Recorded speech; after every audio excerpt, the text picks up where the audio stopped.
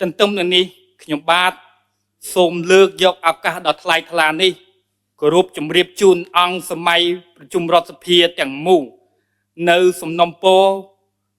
មួយចំនួនដូចខាងក្រោម 1. គម្រោងហេដ្ឋារចនាសម្ព័ន្ធមូលដ្ឋានការគ្រប់គ្រងគុណភាពសំណង់ផ្លូវខ្ញុំបាទសូមគោរពជម្រាបជូនអង្គសភាដ៏ឧត្តមឧត្តមថា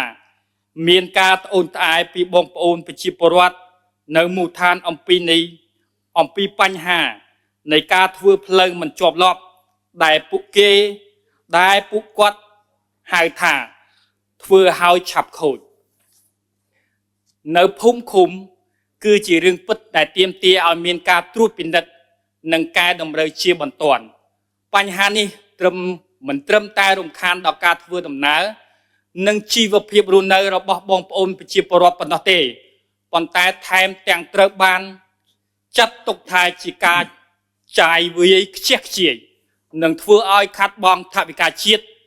ដែលនឹងអាចយកទៅប្រើប្រាស់ក្នុងវិស័យអត្ថិភាពផ្សេងទៀតបានដើម្បីជៀសវាងបញ្ហាដដែលនេះកើតឡើងម្ដងទៀតនិងធានាថា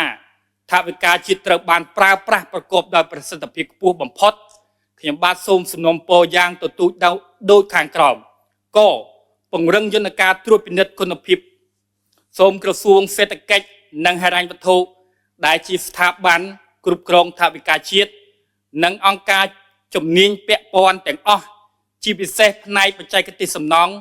ត្រូវបង្កើនការយកចិត្តទុកដាក់ខ្ពស់បំផុតលើការតាមដាននិងត្រួតពិនិត្យគុណភាពសំណង់ផ្លូវឲ្យបានត្រឹមត្រូវ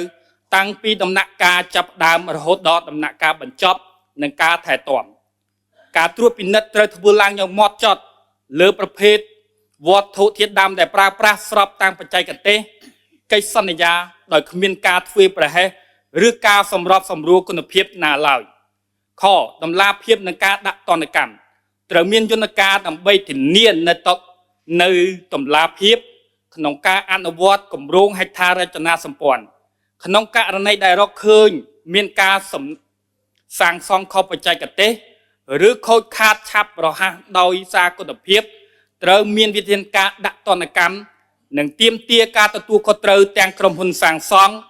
និងមន្ត្រីជំនាញពិនិត្យដែលបានអនុញ្ញាតឲ្យការងារមិនមានគុណភាពនេះកើតឡើងស្របទៅតាមច្បាប់ជាធរមាន ក ការអនុវត្តបច្ចេកទេសដែលមាននិរន្តរភាពការលើកទឹកចិត្តឲ្យមានការប្រើប្រាស់បច្ចេកទេសនិងស្តង់ដារសំណង់ដែលមានភាពធន់ទៅនឹងអាកាសធាតុនិងលក្ខខណ្ឌភូមិសាស្ត្រក្នុងតំបន់ជាជាងការប្រើប្រាស់បច្ចេកទេសស្តង់ដារចាស់ដែលมันអាចទ្រាំទ្រទៅនឹងកម្រិតចរាចរណ៍ឬទឹកជំនន់បានយូរគុណភាពផ្លូវថ្នល់